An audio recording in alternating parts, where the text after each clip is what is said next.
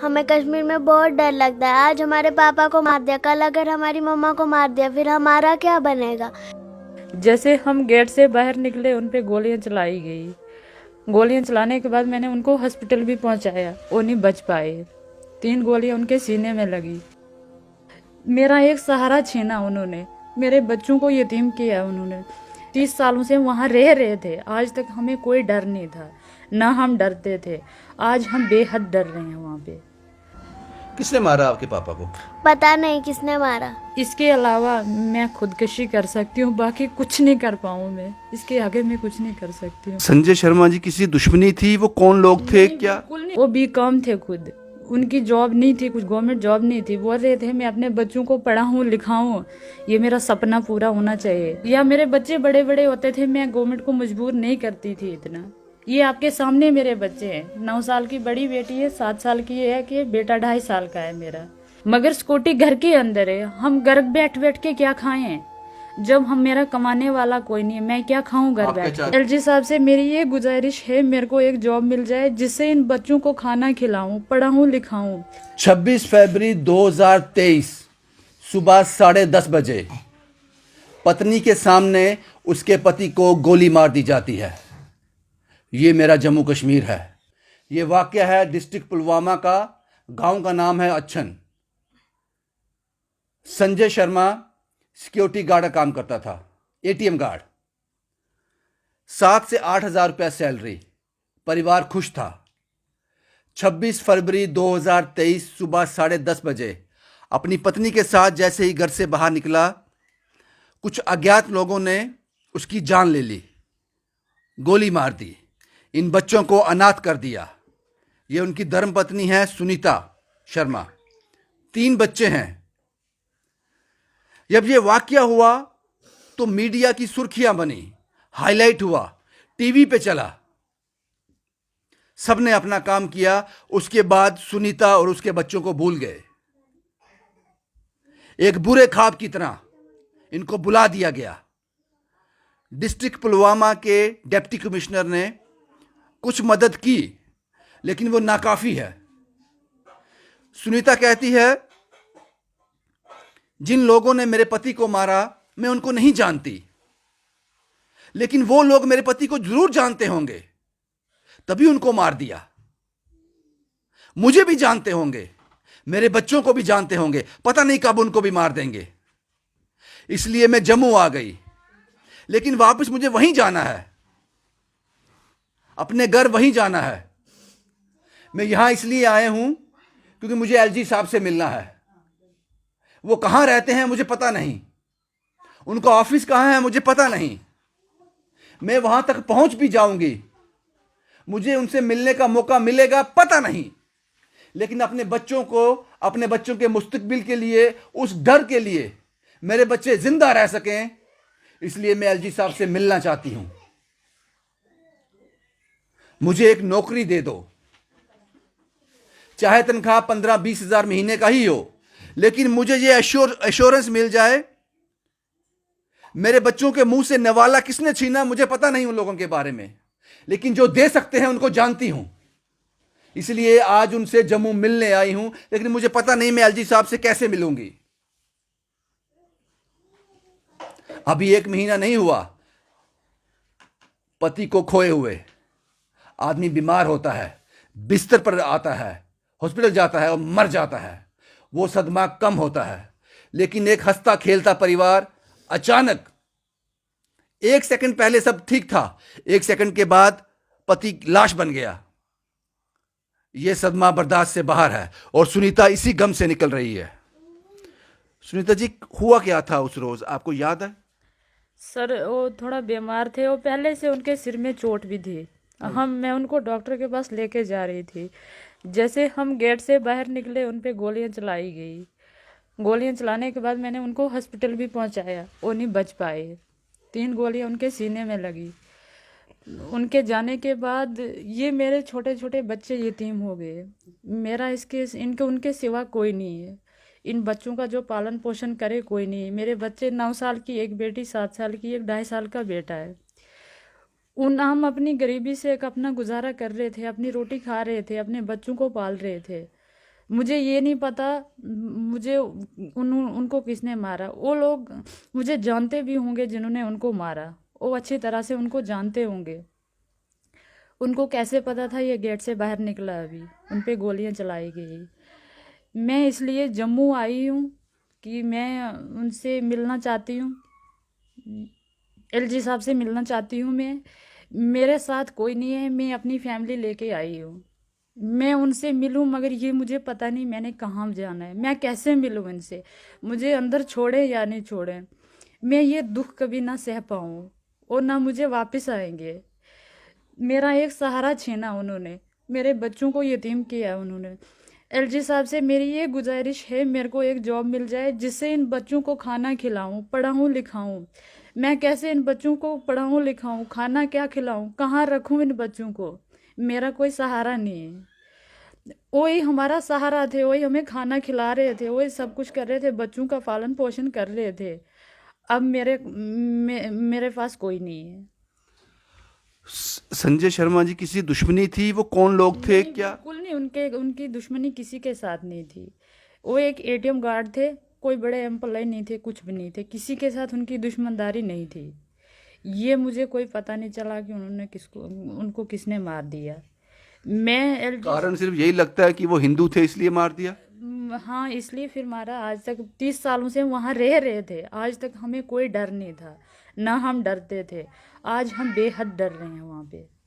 हम 12 दिन से बिल्कुल बाहर नहीं निकली। मैं ये शुक्रगुजार करती हूँ पुलवामा डीसी साहब को, उन्होंने मेरी हेल्प की थोड़ा बहुत। 10-12 दिन उन्होंने, मैंने जब इनके दिन किए, उन्होंने मेरे को घर पे ला के कुछ दिया, सिवा उनके कुछ नहीं, किसी ने मेरा कुछ नहीं किया। मैं यहाँ जम्मू इसलिए आई हूँ, एलजी साहब से मिलना चाहती हूँ, मेरा कुछ करें, मेरे बच्चों का इंसाफ करें। इन बच्चों को जैसे मैं पाल सकूं, कुछ खाना खिलाऊं इन बच्चों को, कुछ दें मुझे सहारा, कुछ थोड़ा बहुत। संजय आपके पति क्या बोलते थे अपने बच्चों के बारे में? उनके बड़े सपने थे, बोल रहा था मैंने, वो बीकॉम थे खुद, उनकी जॉब नहीं थी, कुछ गवर्नमेंट जॉब नहीं थी। बोल रहे थे मैं अपने बच्चों को पढ़ाऊँ लिखाऊँ, ये मेरा सपना पूरा होना चाहिए, अपनी गरीबी काट लूँ, अपने बच्चों को पढ़ाऊँ लिखाऊँ, आपको किसी चीज़ की तंगी नहीं दूँ। खुद मजदूरी करते थे, कुछ भी करते थे, अपने बच्चों को पाल रहे थे, कुछ भी कर रहे थे। कभी सोचा था ऐसा हो जाएगा ऐसा अचानक से? हमने कभी नहीं सोचा था। तभी हम अपने घर में रह रहे थे, अपनी गरीबी से दिन काट रहे थे, अपने घर में रह अभी रहे डर थे। लगता है कि जो उनके साथ हुआ आपके साथ ना हो जाए? बहुत डर लग रहा है, कल को हमारी फैमिली में से या मेरे बच्चों को कोई मार दे या मुझे मार दे कोई, उसके बाद हमें बहुत ज़्यादा डर लग रहा है, बहुत ज़्यादा डर। वहाँ पे हमारा कोई सहारा ही नहीं है, हम कैसे रह पाए वहाँ पे, क्या अभी खाएं। वहाँ पे कुछ सिक्योरिटी है घर के बाहर कुछ? स्कूटी, हाँ, डीएसपी साहब ने स्कूटी रखी है, तभी हमारे 4 बंदे अभी घर पे आ गए। बाकी जो बंदे हैं उनको बचाने के लिए हमने स्कूटी मंगवाई है, स्कूटी दी है उन्होंने, मगर स्कूटी घर के अंदर है। हम घर बैठ बैठ के क्या खाएं, जब हम, मेरा कमाने वाला कोई नहीं है, मैं क्या खाऊं घर आप क्या बैठ के। चाहते हो कि कोई जॉब मिल जाए मेरे आपको? को एक जॉब मिल जाए जिससे मैं इन बच्चों का पालन पोषण करूं, कहीं रहने का ठिकाना जहां मैं अपने बच्चे रख पाऊं। या मेरे बच्चे बड़े बड़े होते थे, मैं गवर्नमेंट को मजबूर नहीं करती थी इतना। ये आपके सामने मेरे बच्चे हैं, 9 साल की बड़ी बेटी है, 7 साल की है, कि बेटा 2.5 साल का है मेरा। मेरे साथ बहुत गलत हुआ है, बहुत गलत हुआ आपके साथ, इसलिए बहुत गलत हुआ। मैं ये एलजी साहब से अपील करना चाहती तो हूँ। मुझे, एलजी साहब के पास गए आप? मैं नहीं गई, मुझे पता ही नहीं कहाँ पे है, कहाँ जाऊँ। चलो मैं जाऊँ, ये मुझे पता नहीं मुझे उनसे मिलने दे या नहीं। इस वीडियो के माध्यम से वो सुन लेंगे आपको, हाँ, वो मेरे को, आपकी आवाज वहां तक पहुंच जाएगी। मैं उनके साथ मिलना चाहती हूँ किसी भी हालत में। मैं 4 दिन से दर दर की ठोकरें खा रही हूँ सड़क पे। ये विशाल भाई का शुक्रगुजार कर रही हूँ। 2 दिन से मैं वहाँ जम्मू घूम रही थी, इन्होंने मुझे अपने घर लाया। ये हमारे रिश्तेदार हैं, बोला आप ये छोटे छोटे बच्चे लेके कहाँ जाओ, कुछ दिन के लिए आप मेरे पास आ जाओ, कि जब तक आप एलजी साहब से मिलोगे। ठीक है, इनका ये शुक्रगुजार ठीक कर है रही हूँ। स्मिता जी। बेटा आपका नाम क्या है? साक्षी शर्मा, साक्षी, अब कौन सी क्लास में पढ़ते हो? 4th। 4th में। मम्मा क्या बोलती है कुछ? मम्मा बहुत रोती है। मम्मा कहती है कि हमें जॉब मिल जाए, हमें कश्मीर में बहुत डर लगता है। आज हमारे पापा को मार दिया, कल अगर हमारी मम्मा को मार दिया, फिर हमारा क्या बनेगा। इसलिए मम्मा को जॉब मिलनी चाहिए और हमें गवर्नमेंट की तरफ से एजुकेशन के लिए हेल्प मिलनी चाहिए। बहुत काबिल हो बेटा आप, अच्छे हो। मम्मा को कुछ नहीं होगा, कुछ नहीं होगा मम्मा को। किसने मारा आपके पापा को? पता नहीं किसने मारा। पापा प्यार करते थे आपसे? हाँ बहुत। जब शाम को घर आते थे क्या बोलते थे? बोलते थे अच्छे से पढ़ा करो, बड़े होकर आपने हम नाम रोशन करना है। सुनीता जी, आपकी बेटी बहुत काबिल है, बहुत काबिला बेटी आपकी। ये गवर्नमेंट को मेरा इंसाफ आना चाहिए। मेरे इन बच्चों की ख्वाहिशें भी थी। हमारे पापा की जो ख्वाहिश है हम पूरी करें। अपनी गरीबी से हमारा पापा हमें पढ़ा रहा है। आज अगर गवर्नमेंट साहब इन बच्चों का इंसाफ ना करे, मुझे फिर इसके अलावा मैं खुदकशी कर सकती हूँ, बाकी कुछ नहीं कर पाऊँ। मैं इसके आगे मैं कुछ नहीं कर सकती हूँ। ये मेरा एक छोटा 2.5 साल का, अगर मैं काश मेरा बेटा बड़ा होता था, मेरा सहारा होता था कुछ। मेरा बेटा सिर्फ 2.5 साल का है। ये मैं गुजारिश करना, हाथ जोड़ के मैं गुजारिश करना चाहती हूँ। गुजारिश करना, मुझे ये पता नहीं मैंने कहाँ कहाँ जाना है, मैंने किसके पास जाना है, ये मेरे को कोई पता नहीं है। आपके लिए आप मेरी वहाँ तक ये न्यूज़ पहुँचाना, मुझे उनसे मिलाओ, किसी भी हालात में उनसे मिलाओ आप। शुक्रिया सुनीता जी। सुनीता किस दर्द से निकल रही है ये आप समझ सकते हो या नहीं समझ सकते, मुझे पता नहीं मैं क्या बोलूं इस पे, लेकिन मैं इनको सिर्फ आश्वासन दे सकता हूं। मैंने अपना काम कर दिया। टारगेट किलिंग, पर्टिकुलर रिलीजन को टारगेट किया जा रहा है, ये हुआ है कश्मीर में, और संजय शर्मा उसका शिकार हो गया। वो तो चला गया, लेकिन छोटे छोटे 3 मासूम बच्चे और सुनीता शर्मा अकेली दर दर की ठोकरें खाने के लिए। और इसीलिए मैंने शुरुआती दौर में कहा, जब ये वाकया होते हैं तब तो हम इनको हीरो बना देते हैं। ऐसा प्रतीत होता है कि पूरा देश इनके साथ खड़ा है। जो नुकसान इनको हो गया वो नहीं होना चाहिए था, लेकिन इनको किसी बात की कमी नहीं आने देंगे। संजय शर्मा ने एक तरह से शहादत दी है, लेकिन उसके बाद ये दर दर ठोकरें खा रही है, एलजी साहब से मिलना चाहती है, अपने बच्चों के लिए रोजी रोटी मांग रही है। तो मुझे लगता है कि मांगने से पहले दे देना चाहिए था। क्यों नहीं दिया गया?